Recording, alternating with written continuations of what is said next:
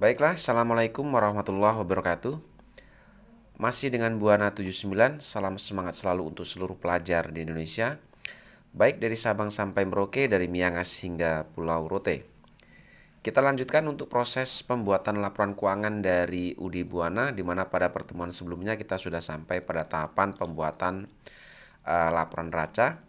Nah, untuk pembahasan kali ini atau pertemuan kali ini saya akan bahas khusus mengenai laporan arus kas atau cash flow report. Di mana untuk arus kas sendiri atau laporan arus kas ini dibuat untuk menelusuri keluar masuknya kas. Nah, keluar masuknya kas itu dipengaruhi karena adanya aktivitas operasional. Kemudian yang kedua, keluar masuknya kas itu dipengaruhi karena aktivitas investasi. Dan keluar masuknya kas itu yang terakhir diakibatkan atau disebabkan karena adanya aktivitas pendanaan. Nah, dalam UD Buana kita akan coba menelusuri arus kas yaitu dari cash in bank dan petty cash. Nah, dari ketiga aktivitas baik itu operasional, investasi, dan pendanaan, ini akan ada namanya penerimaan dan pengeluaran kas, ya, dari mana akibat adanya aktivitas operasional ini, ya, baik operasional, investasi maupun pendanaan, ini bisa mengakibatkan adanya penerimaan atau pengeluaran kas. Nah, untuk mengisi atau menelusuri keluar masuknya kas, yang pertama kita akan coba telusuri yaitu adanya penerimaan kas itu dari jurnal penerimaan kas atau cash receipt journal. Ini untuk menelusuri setiap adanya penerimaan kas. Sedangkan untuk pengeluaran kas ini akan kita telusuri dari jurnal pengeluaran kas yaitu cash payment journal dan jurnal petty cash. Ya, ini untuk menelusuri adanya pengeluaran kas yaitu dari cash payment journal dan petty cash. Sedangkan penerimaan kita akan coba telusuri dari jurnal penerimaan kas dan satu lagi yaitu dari jurnal penyesuaian, ya. Ini biasanya karena adanya pendapatan jasa giro. Di sini kalau kita lihat di sini untuk jurnal yang pertama, ini ada akun cash in bank muncul di jurnal penyesuaian. Ini adanya penerimaan jasa giro atau pendapatan bunga atas uang kita yang di bank. Seperti itu. Jadi untuk penerimaan kasnya kita akan telusuri dari jurnal penerimaan kas atau cash receipt journal dan jurnal penyesuaian karena adanya pendapatan jasa giro ini. Kemudian untuk pengeluaran kas kita akan telusuri di cash payment journal atau jurnal pengeluaran kas dan petty cash untuk mencatat adanya pengeluaran kas kecil. Oke, sekarang langsung saja untuk mempersingkat waktu kita akan coba mulai dari pertama. Yang pertama, kita akan coba telusuri semua penerimaan baik itu penerimaan dari aktivitas operasional, aktivitas investasi maupun penerimaan atas aktivitas pendanaan. Nah, seperti yang saya jelaskan di awal bahwa penerimaan kas itu kita akan telusuri yaitu yang pertama dari jurnal penerimaan kas atau cash payment journal. Lalu yang kedua, kita akan telusuri penerimaan kas itu dari jurnal penyesuaian. Kebetulan di jurnal penyesuaian ini ada pendapatan jasa giro sehingga di jurnal penyesuaian itu ada akun cash in bank di sini. Nah, ini akan kita catat atau kita akan masukkan nanti ke dalam laporan arus kas. Kita mulai dari penelusuran di jurnal penerimaan kas atau cash receipt journal. Di sini kita lihat bahwa penerimaan kas yang kita lihat dari tanggal 3 sampai tanggal 25 ini ada penerimaan kas dari piutang dagang, ya. Yang kedua ada penerimaan kas dari penjualan tunai dan ada penerimaan kas dari adanya penerimaan kembali atas piutang yang telah dihapuskan. Nah, intinya kalau kita simpulkan di sini sumber penerimaan kas itu hanya ada dua, yaitu dari penerimaan piutang dan dari penjualan tunai di sini. Oke, dan semua ini penerimaan kas dari penerimaan piutang dan penjualan tunai ini semua adalah penerimaan dari aktivitas operasional. Oke, sekarang kita akan coba hitung dulu berapa nilai penerimaan kas dari adanya piutang dagang ini. Oke, yang pertama kita menerima kas dari pelunasan piutang tanggal 3. Lalu ada penerimaan kas dari pelunasan piutang tanggal 12. Ada penerimaan kas dari pelunasan piutang tanggal 14 Dan ada penerimaan kembali atas piutang yang telah dihapuskan di tanggal 20. Dan yang terakhir penerimaan piutang dari tanggal 25. Atas penerimaan dari piutang dagang ini akan kita akumulasi atau kita akan total seluruh penerimaan ini dan akan kita masukkan ke dalam penerimaan kas dari pelunasan piutang. Oke, kita masukkan kita masuk ke laporan arus kas di sini. Kita masukkan yang pertama adalah kita akan catat dulu penerimaan kas dari penerimaan piutang. Nah, penerimaan kas dari penerimaan piutang ini kita jumlahkan semua penerimaan kas tadi yang di jurnal penerimaan kas yang sudah saya warnai tanda merah tadi. Oke, yang pertama tanggal 3 itu pelunasan piutang dari JBLE, tanggal 12 itu pelunasan piutang dari Digital Ele. Nah, tanggal 14 ada pelunasan piutang dari Digital Ele kembali. Kemudian tanggal 20 ada pelunasan piutang yang telah dihapuskan itu dari Panen Ele, dan terakhir ada pelunasan piutang dari Maju Ele. Ini kita total semua. Nah, setelah saya jumlahkan ya, setelah dijumlahkan ini, maka didapat di sini nilai piutang totalnya adalah yaitu 270.100. Itu penerimaan piutang yaitu dari arus kas aktivitas operasional. Lalu selanjutnya di sini masih ada tersisa satu, yaitu penerimaan kas dari adanya penjualan tunai. Ya, jumlahnya adalah 266.200. Oke, ini akan kita masukkan di dalam laporan arus kas sebagai penerimaan dari aktivitas operasional, yaitu penjualan tunai. Nilainya tadi adalah 266.200.000. Oke. Lalu setelah itu yang terakhir, selain adanya penerimaan dari jurnal penerimaan kas, tadi kita ingat bahwa kita menerima adanya pendapatan jasa giro yang kita catat di jurnal penyesuaian.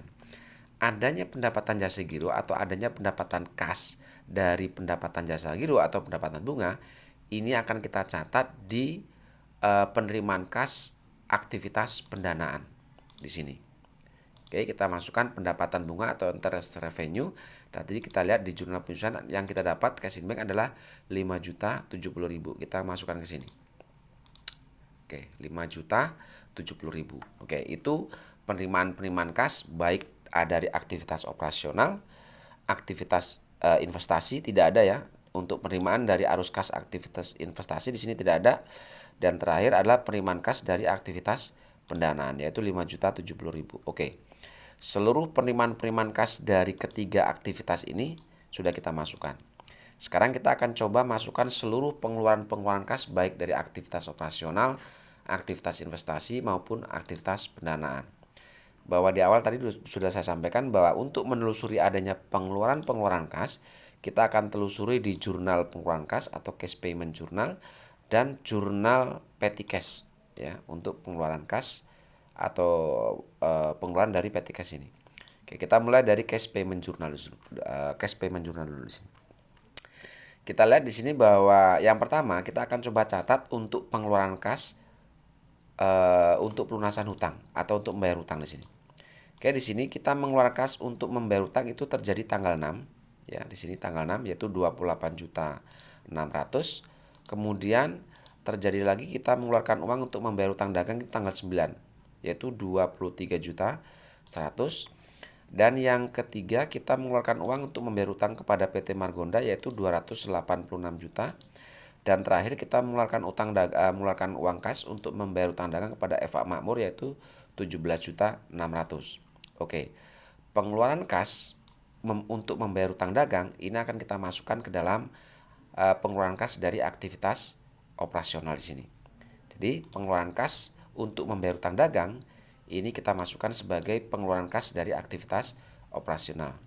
Nah, untuk utang dagang sendiri atau pengeluaran kas untuk membayar hutang dagang sendiri, di sini kita jumlahkan 28.600 ditambah 23.100 ditambah 286 juta dan ditambah 17.600. Ini kita jumlahkan lalu kita masukkan ke sini sebagai pengeluaran kas untuk membayar hutang dagang yaitu 355.300.000. Oke, itu pengeluaran kas untuk membayar hutang dagang.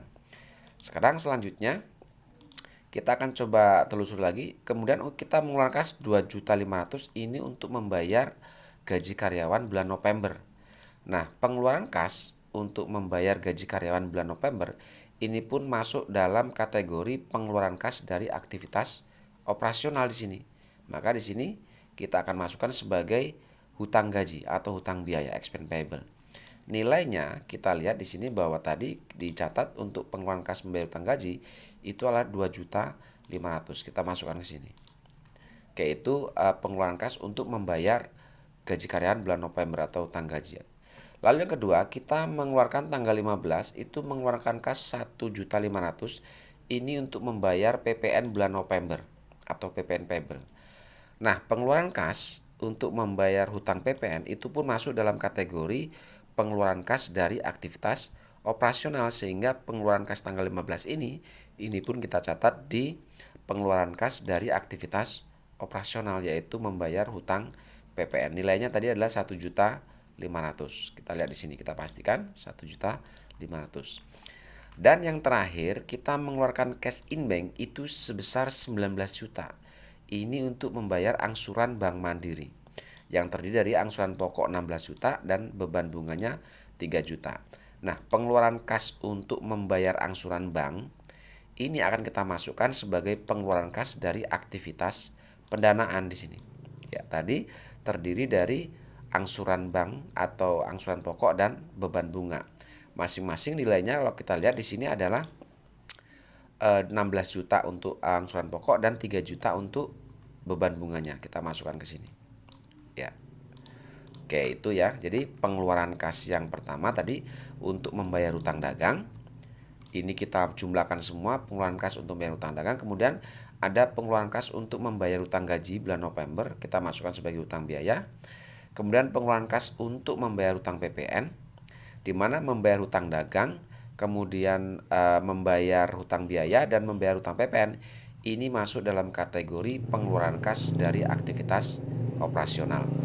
Sedangkan untuk kita mengeluarkan kas sebesar 19 juta, yaitu untuk membayar angsuran bank, ini kita masukkan sebagai pengeluaran kas dari aktivitas pendanaan, sehingga di sini kita masukkan di arus kas dari aktivitas pendanaan sebagai pengeluaran kas di sini.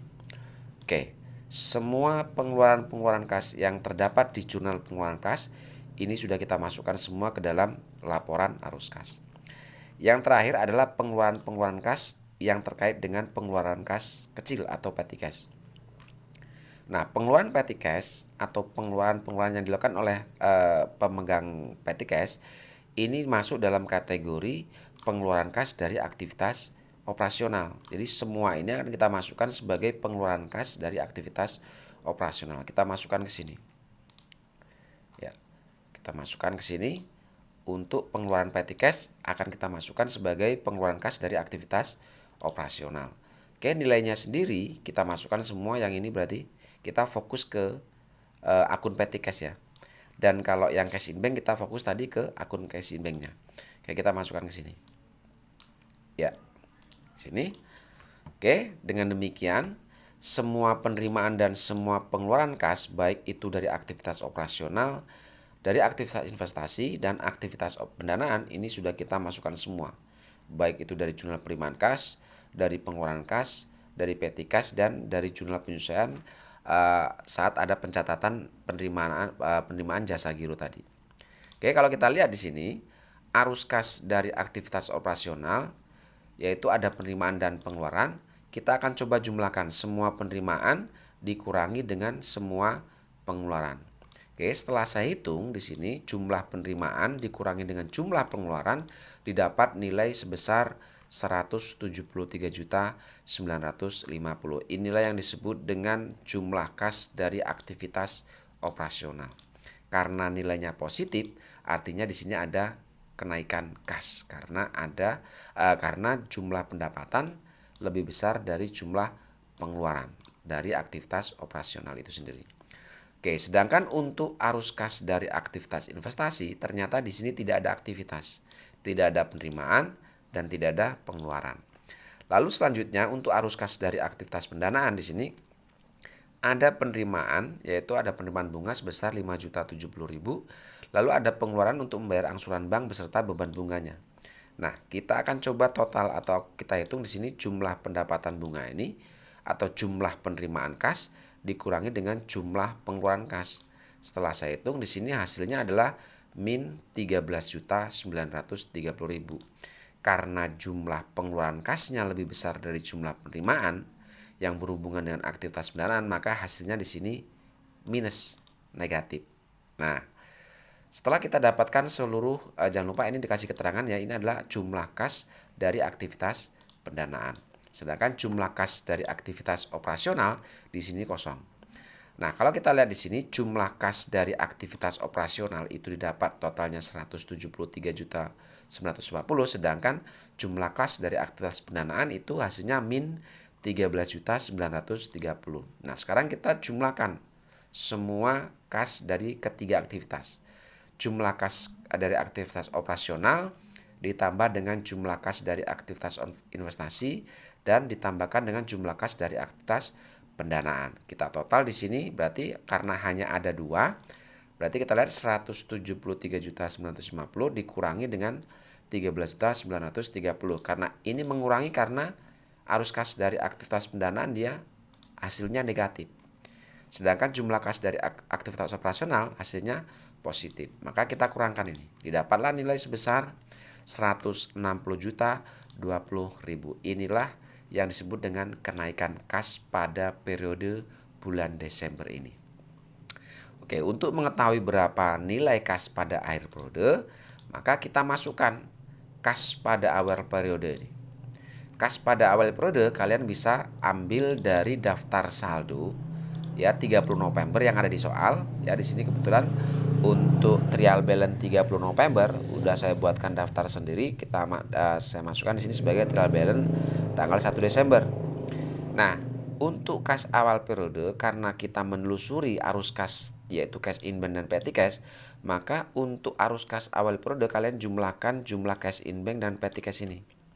Kalian jumlahkan, baru kita masukkan ke laporan arus kas sebagai kas awal periode. Ya, jadi kas awal periode ini didapat dari jumlah saldo kas awal, yaitu terdiri dari cash in bank, saldo kas awal cash in bank, dan saldo awal petty cash. Kita jumlahkan, kita masukkan ke sini sebagai kas awal periode. Oke, setelah kita masukkan baru kita jumlahkan kenaikan kas pada periode ini ditambah dengan saldo kas awal baik itu petty cash dan cash in bank. Didapatlah nilai di sini yaitu 212.590.000. Inilah yang disebut dengan kas setara kas pada akhir periode. Maksudnya kas setara kas pada awal periode adalah bahwa saldo kas yang atau hasil akhir dari laporan arus kas ini setara atau sama dengan jumlah kas pada akhir periode.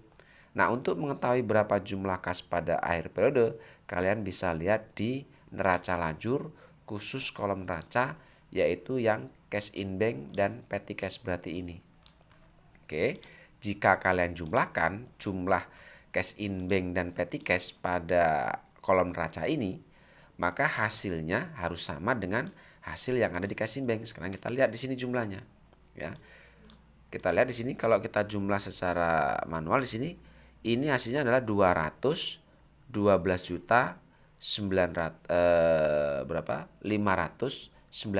sama ya. Hasilnya sama ini. Sama dengan hasil akhir dari laporan arus kas, yaitu kas setara kas pada akhir periode. Ya, jumlahnya sama dengan jumlah saldo kas akhir yang ada di laporan neraca lajur di kolom neraca ini. Oke. Itu kira-kira terkait pembahasan mengenai laporan arus kas. Untuk selanjutnya kita akan coba bahas mengenai laporan jurnal penutup atau jurnal penutup dan neraca saldo setelah penutupan. Terima kasih. Assalamualaikum warahmatullahi wabarakatuh.